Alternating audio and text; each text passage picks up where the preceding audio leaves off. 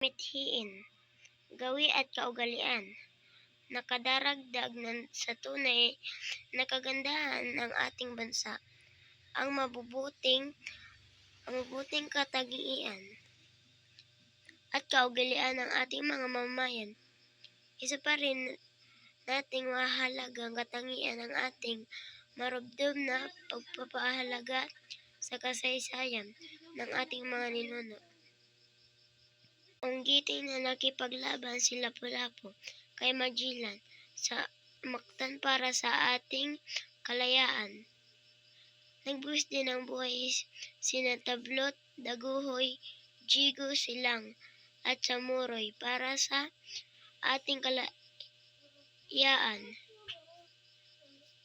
Pati sina Dr. Jose Rizal, Andres Bonifacio, Apolinario Mabini, Miguel Malvar,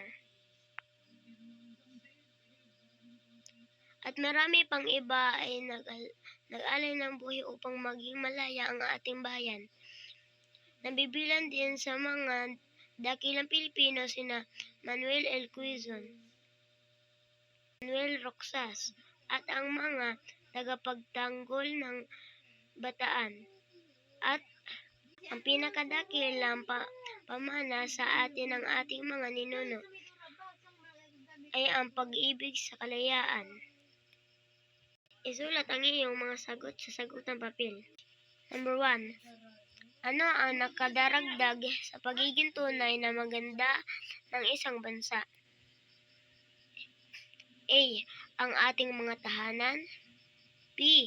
Ang ating mga kasuotan. C. Mabubuting katangian at kaugalian ng ating mamamayan.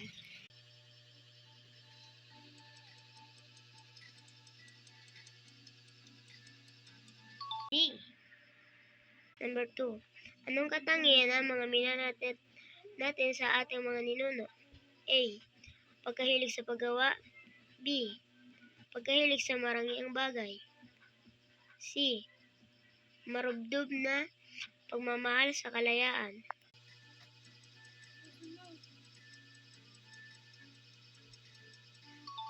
C.